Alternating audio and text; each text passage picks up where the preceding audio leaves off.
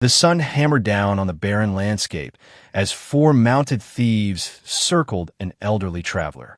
He stood there, weathered and worn, his body showing every year he'd lived. Dust swirled around them like smoke. "You can have the money," he said steadily. "Just don't lay a hand on my animal." His horse stood next to him, an old creature with gray around its muzzle and ribs you could count. The animal had clearly seen better days, but there was something in how the man kept his hand on its neck, protective and firm. The gang's leader snatched the coin purse from the old man's belt, grinning. "Good thinking, old-timer. Didn't think you'd be stupid enough to fight." "I'm not fighting," the traveler replied calmly. "I'm asking you respectfully." The thieves started riding off, already making jokes about how the old fool and his broken-down horse wouldn't last another day in this wasteland. Then one of them did something cruel. Just as they were leaving, he swung his whip and lashed the horse hard across its side. The animal cried out in pain. Everything went still. The old man didn't grab his gun. He didn't yell or chase after them. He just stood there, watching them disappear into the haze. "Money can always be found again," he said quietly to his horse. "But you're the last thing in this world I promise to keep safe." The thieves rode away, laughing. They had no idea what they'd just started. The horse's cry faded slowly. The old man stayed where he was, one hand pressed against his companion's trembling neck, feeling the wound. It wasn't deep, but it was enough to draw blood and cause pain. He tore fabric from his own shirt and wrapped it carefully around the injury. His hands were steady, even though anger burned in his chest. The horizon stretched empty in every direction. No help would come from anywhere. That stolen money represented 3 hard months of work. He tracked down a killer for the local sheriff, dangerous work that paid well. Some folks called it blood money. He didn't care what they called it. Money was just money. But his horse, that was family.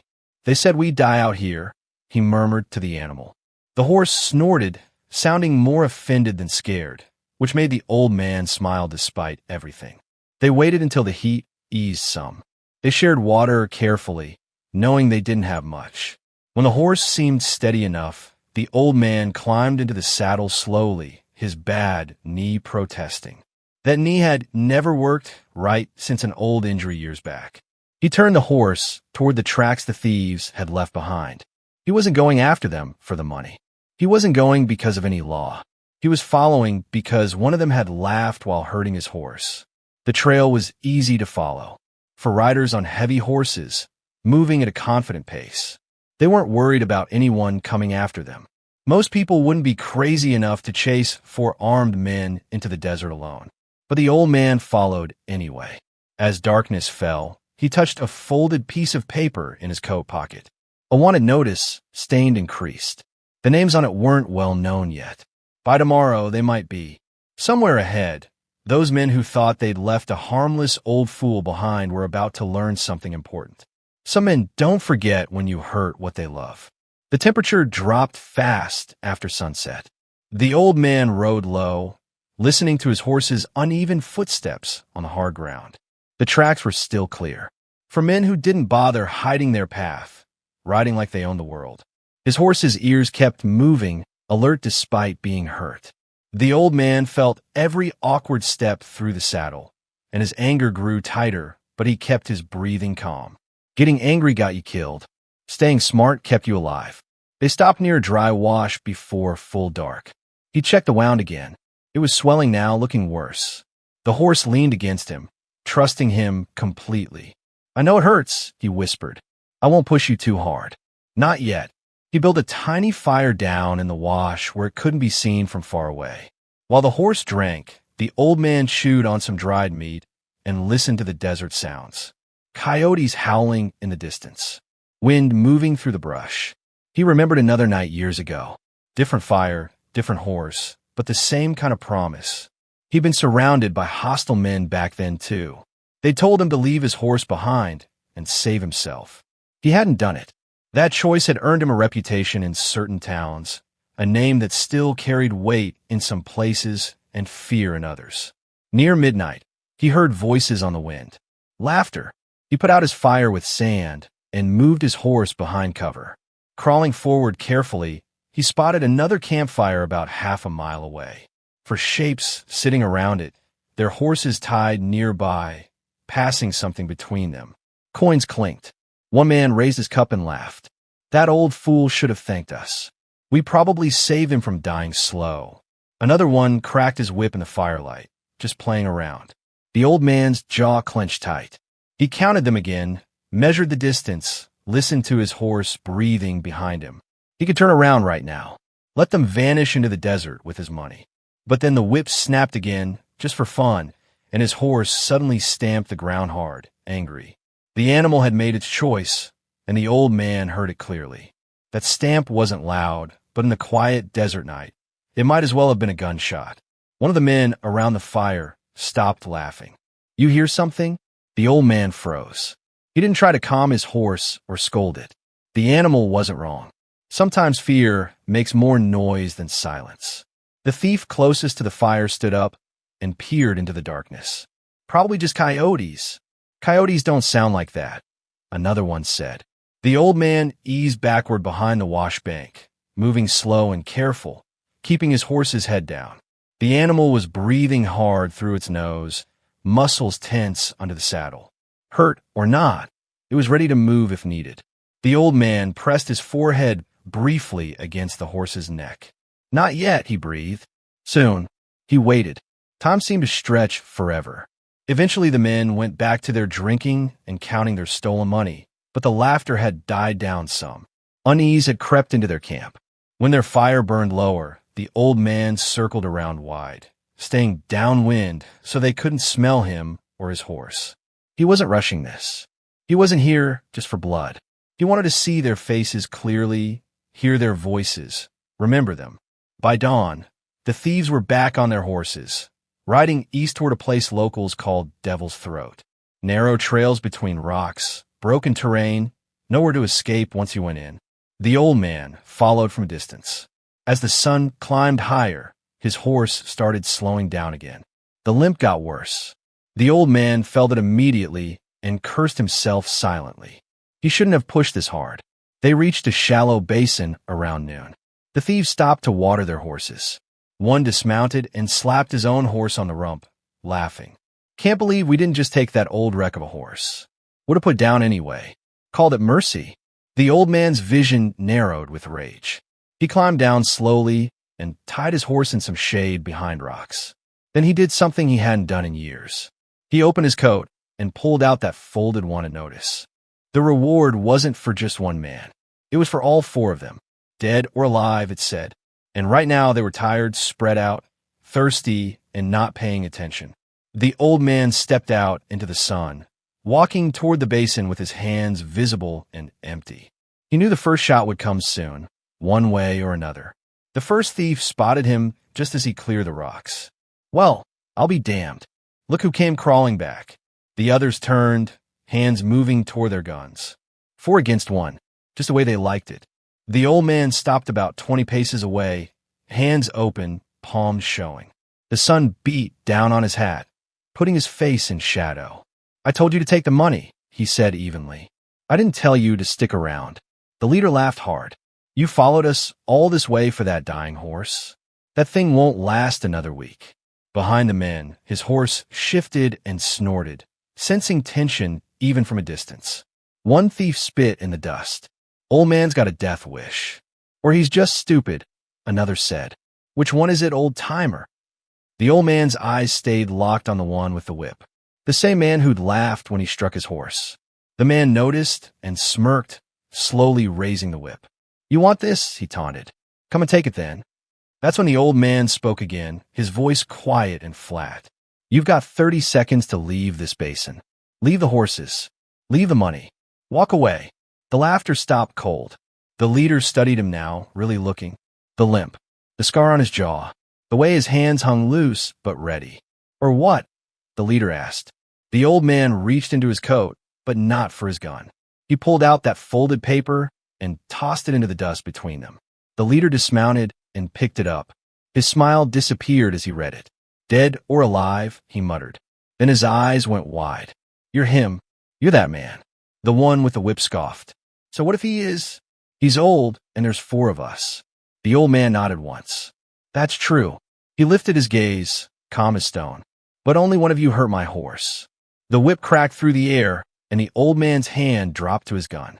The whip never completed its swing. The old man's revolver came up smooth and practiced, no wasted motion. One shot cracked out, sharp and final. The man with the whip screamed as the bullet tore through his shoulder, spinning him backward into the dirt. The basin exploded into chaos. Two thieves fired immediately. Bullets kicked up dirt near the old man's boots as he dropped behind a low rock. Breathing steady, mind ice cold, he fired again, careful and controlled. One man went down grabbing his leg, yelling in pain. The leader swore and dragged the wounded man toward cover. "Grab the old bastard's horse," he shouted. "Use it against him." That was their mistake. The old man rose just enough to see his horse rear up against the rope, eyes wild, pain and fear running through it. That sight tore something loose inside him, something older and deeper than caution.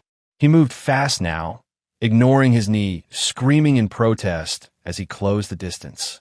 Another shot rang out. The third thief fell clutching his chest, breath leaving him in a wet gasp. Only the leader was left standing. He grabbed the horse's reins and yanked hard, pressing his gun against the animal's neck. The horse shuddered but didn't fall, didn't panic. It still trusted. "Drop your gun," the leader shouted desperately. The old man stopped 10 paces away. "You won't do it," he said. The leader's hand shook, sweat cutting lines through the dust on his face. "I will." "No," the old man said again, certain. "Because if you hurt that horse, you'll die screaming." The leader saw something in his eyes then. Not madness, but absolute certainty. Behind them, one of the wounded men crawled toward his gun. The horse stomped down hard. The old man fired without even looking. The basin went silent except for the horse's breathing and wind moving through dry grass. The leader slowly lowered his gun. The old man stepped closer, close enough for his words to land hard. "This ends now," he said, "one way or the other."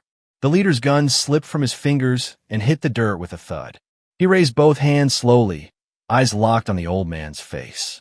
"Easy now," he said carefully. "No need for more graves out here." The old man didn't lower his revolver.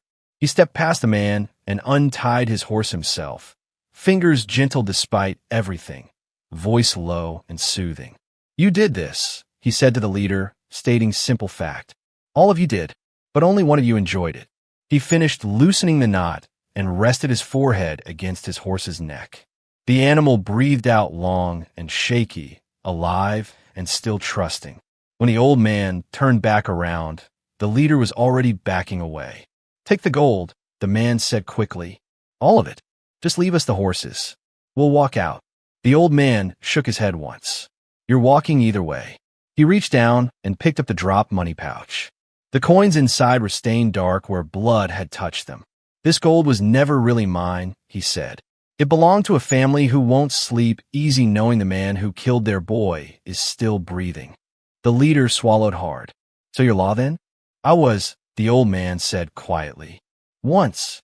He looked at the wounded men on the ground. One moaned softly. The other stared up at the sky, going into shock. "I gave you warning," the old man continued. "I gave you a choice. You chose wrong." The leader's jaw tightened. "So what happens now?" The old man holstered his revolver. "Now you live long enough to remember this day." He turned away, leading his horse back toward the rocks. Each step hurt. Each breath burned. But he didn't slow down. Behind him, the leader shouted, his voice cracking.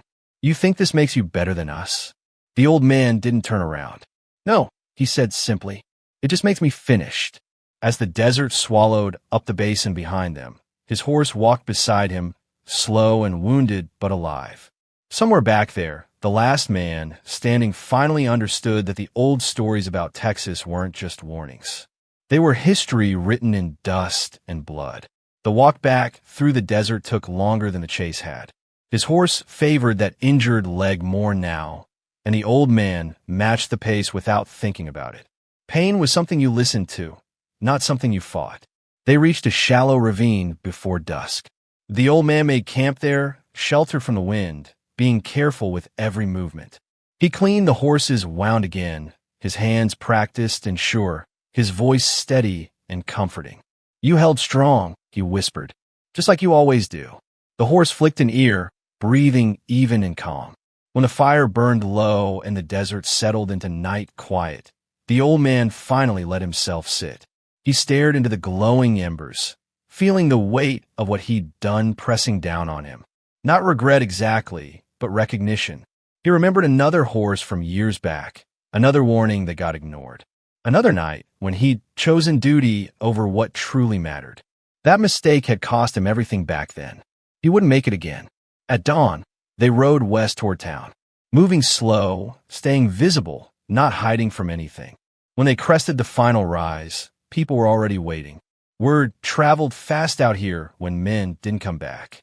The sheriff stood near the hitching post, his eyes narrowing as he took in the blood on the old man's coat and the bandage on the horse's side. "They're dead," the sheriff asked quietly. "3 won't be riding anywhere again," the old man said. "1 will remember what happened here." The sheriff let out a long breath. "And the gold?"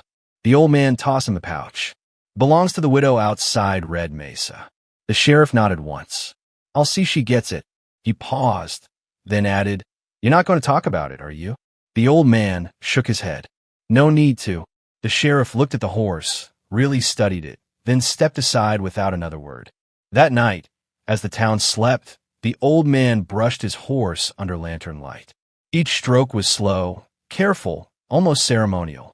By morning, the horse could walk without favoring that leg much, and the old man knew something else had healed inside himself too. But peace never lasted long in places like this. At sunrise, a rider came racing in from the east, alone and desperate, carrying a message meant for only one man. The old man recognized the horse before he even saw the rider's face. The rider pulled up hard, dust rolling everywhere. The horse was covered in sweat, exhausted. Army horse, government saddle. That alone made people stare. The old man straightened slowly, one hand resting on his horse's neck. The rider climbed down stiffly and removed his hat. He was young, too young for the hard lines already carved into his face.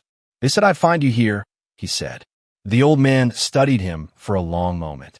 "Who sent you?" The young man swallowed. "The marshal out of El Paso."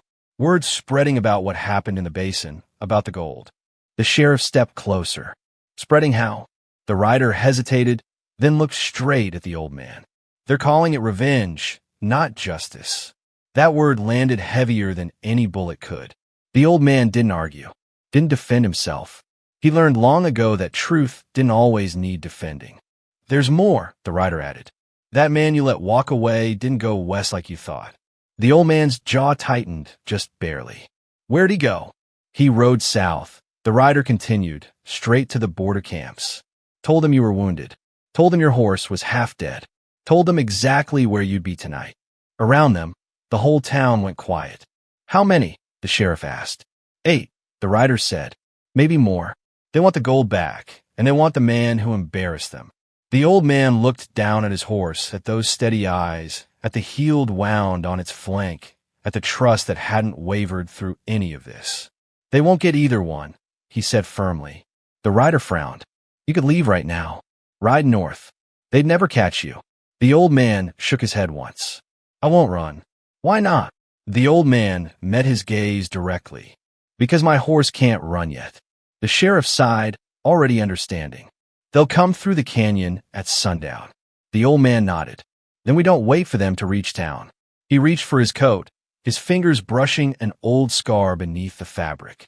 For the first time since that whip had cracked in the desert, the old man began preparing not to chase anyone, but to make a stand. The canyon sat a mile east of town, a narrow throat of stone where sound bounced farther than sight could reach. The old man got there before noon, his horse moving steady but careful. He dismounted well before the narrow part and led the animal behind a ridge where brush and shadows could hide them. "This is where we stop," he told the horse softly. The horse lowered its head, breathing calm. It trusted the voice more than it feared the place. The old man checked his revolver carefully. 6 rounds loaded. Then the rifle, slower to load but more accurate at distance. He laid everything out methodically. No rushing. Rushing was for men who thought they'd live forever. He studied the canyon floor below. Loose gravel, high walls, one clear path through. They'd have to come that way. No choice. He thought about that reward poster again, about the man he'd tracked for 3 long months, about the widow who'd cried without making any sound when it was finally done. That gold was supposed to close a chapter. Instead, it had opened a new one. By mid-afternoon, his horse shifted, its ears turning east. The old man felt it too, a change in the air. Not sound exactly, more like intention approaching. He tied the reins low and rubbed the horse's neck one more time. "You stay here," he said, "no matter what happens." The horse snorted, clearly unhappy about it, but didn't fight the command. The sun dropped lower when the first rider appeared at the canyon mouth. Then another, then more. 8 dark shapes against the light. They rode slow, being careful. They'd learned something from what happened before. The old man took position above them, rifle resting on stone, matching his breath to his heartbeat. He waited until they were deep enough inside that turning back would cost them their pride. That's when he spoke, his voice echoing calm and clear through the canyon. "You should have listened. Last chance to turn around." The riders froze in place. One of them laughed nervously. Old man still breathing somehow. The old man squeezed the trigger. The canyon exploded with sound. His first shot dropped the lead rider clean out of the saddle. The man never touched ground alive. His horse bolted screaming, crashing into the stone wall before breaking free and running. Chaos erupted below. Gunfire cracked inside the canyon, sound multiplying and confusing everyone about direction. Bullets sparked against rock right where the old man had been seconds before. He rolled away, his knees screaming, breath punched from his lungs, but the rifle was already coming back up. Second shot. A rider spun sideways, hit high in the chest. Third shot missed. Too fast, too eager. The old man corrected immediately, slowed his breathing down, waited for the right moment. A bullet tore through his coat, burning his side. Pain flared sharp and honest. He grunted, but didn't stop moving. Below, the riders scattered in panic. Some dismounted.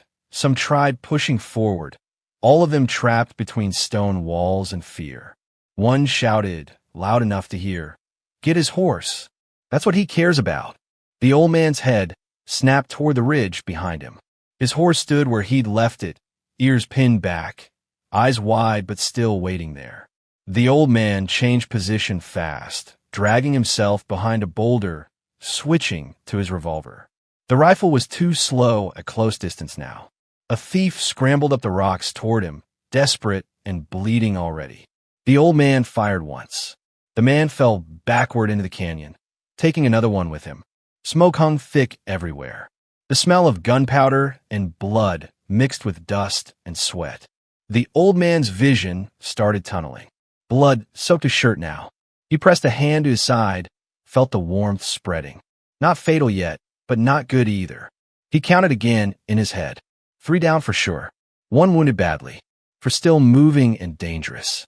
Then he heard the sound he'd been dreading. Hooves moving fast. Someone had broken through the line, and they were heading straight for his horse. The old man pushed himself upright, pain tearing through his side like fire. He didn't look back at the canyon. He just ran. Every step was a battle between age, injury, and pure stubborn will. The whole world narrowed down to the sound of those hooves and the image of his horse tied up behind that ridge, alone and defenseless. The thief burst into view first, riding hard, eyes locked on the horse. He raised his gun, not to shoot the animal, but to cut the rope and take it. "No," the old man said out loud. Not shouted, just said like a fact. He lifted his revolver with both hands to steady the shaking. The sight wavered in front of him, his breath caught in his throat. He forced himself to slow down, to remember every hard lesson life had taught him. The shot took the rider square in the back. He pitched forward off his horse, dead before he hit ground. The old man reached his horse 1 heartbeat later. He cut the rope himself, his hands clumsy with his own blood. The horse turned and pressed its head into the old man's chest despite the smell of gunpowder and pain all over him. "I've got you," the old man whispered. "I've got you, boy." Gunfire echoed again, closer now. The last men were climbing fast, all caution burned away by desperation. The old man swung up into the saddle, teeth clenched as his wounded side screamed in protest. His horse moved without being asked, stepping onto a narrow trail that only an animal who understood both fear and trust would dare take. They came out behind the remaining riders, completely unseen. The old man fired twice from the saddle, holding on with his legs. One man fell. The other turned too late to matter. Silence returned, broken only by his horse's breathing and his own ragged gasps. He sagged forward in the saddle, strength leaving him all at once. Blood soaked everything now, but the canyon was empty and quiet. The threat was finished. The old man rested his forehead against his horse's neck, his breath coming in painful rasps. "Easy, boy," he whispered one more time. "Easy now." Then his grip slipped, and he felt himself falling. The ground came up hard and fast. The old man felt it distantly, like it was happening to somebody else entirely. Dust filled his mouth. The sky above him went blurry, too bright and completely unforgiving. His horse didn't run away. The animal circled once, then lowered itself down beside the old man, standing close enough to block the sun, close enough that he could feel its presence. Warm breath on his face, solid and real. The old man tried to move his body. Nothing worked right. Blood soaked into the dirt beneath him, dark and spreading fast. He pressed a hand weakly to his side again. The pain had gone dull, and that scared him more than anything else. He smiled faintly anyway. "Still here," he murmured. Voices reached him through the fog in his head, distant at first, then getting closer. The sheriff appeared in his vision, face tight with worry, eyes sharp and assessing. "Don't you die on me," the sheriff said, already tearing cloth, already working on the wound. "You hear me? Don't you dare." The old man looked past him, his eyes fixed on his horse. "Is he all right?" The sheriff followed his gaze and nodded quickly. "Didn't take a scratch. He's fine." "That's good then." They lifted him onto a wagon bed. Every single movement hurt worse than the last, but he stayed conscious through sheer willpower. His horse followed the whole way back to town, refusing to be led away or left behind. The doctor worked through the entire night, dug the bullet out, stitched up what could be stitched, shook his head more times than anyone wanted to see. "He'll live," the doctor finally said as dawn approached. "But he won't be riding anytime soon. Might never be quite the same again." The sheriff looked at the old man, lying pale and quiet on the bed. "None of us ever are," he said softly. At dawn, the old man woke to the sound of hooves right outside his window. His horse was standing there, alive and steady, just waiting. For the first time since that desert basin, the old man let himself truly rest. But rest wasn't the ending. It was only the pause before everything came to a head. Word reached town before the old man could even stand on his own. By midday, people had gathered outside the sheriff's office, not shouting or celebrating, just standing there, waiting, watching the windows like they expected history itself to walk out wounded but still breathing. The sheriff addressed them plain and simple. 8 men rode into that canyon. None of them rode out. The gold's been returned to where it belongs. The families connected to that bounty can sleep knowing it's finished. No big speeches, no praise, just facts laid bare. Some people nodded. Some crossed themselves. A few turned away, uncomfortable with the price that orders sometimes demanded. Inside, the old man listened to all of it in silence. His horse's reins were looped over a chair right beside the bed. He didn't feel like any kind of hero. He just felt tired, finished in a way that had nothing to do with bullets or blood. The sheriff came in alone after the crowd dispersed. "They'll talk about this," he said. "They always do." The old man nodded slightly. "Let them talk then. They're asking who you really are." The old man exhaled slowly. "Doesn't matter anymore who I was." The sheriff hesitated. Texas Rangers sent a telegram. Pulled up old records. Found an old name. The old man closed his eyes. Whatever name he'd buried years ago would stay buried. "I'm done with all that," he said quietly. "That's all anyone needs to know." That evening, his horse was led out into the street, bandages clean and white, stepping careful but proud. The town watched quietly as the old man, leaning heavy on a cane now, stood beside his companion. A young boy asked softly from the crowd, "Why'd you do it, mister?" The old man looked down at his horse, then back at the child. "Because some things don't belong to men who just take whatever they want," he said. "And some lines don't fade away just because you get old." The boy nodded like he understood something deeper than the actual words said. At sunset, the old man saddled his horse himself. Slow, deliberate, final. The sheriff stood nearby watching. "You leaving then?"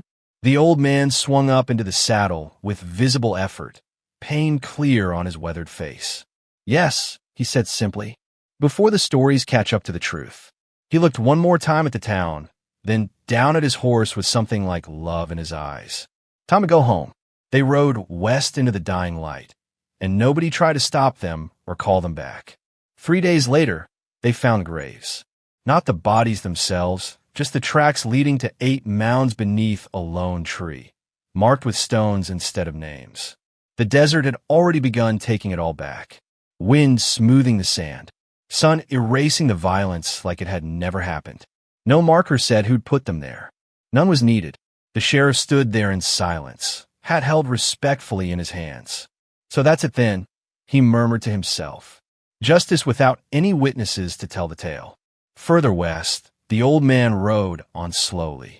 His horse's steps were getting steadier with each mile, stronger, as if the desert itself was stitching them both back together somehow.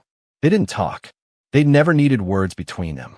At dusk, they reached a low ridge overlooking endless sand stretching to the horizon. The old man dismounted carefully, his joints protesting every movement, his breath thin and labored. He rested one hand on his horse's neck. "You did real good," he whispered. "You always did." A flash of memory came unbidden. Another desert decades earlier. Another horse. Another man who hadn't been fast enough when it mattered. He'd buried that old regret along with a badge he'd sworn never to wear again. This time felt different, though. This time he'd kept his promise.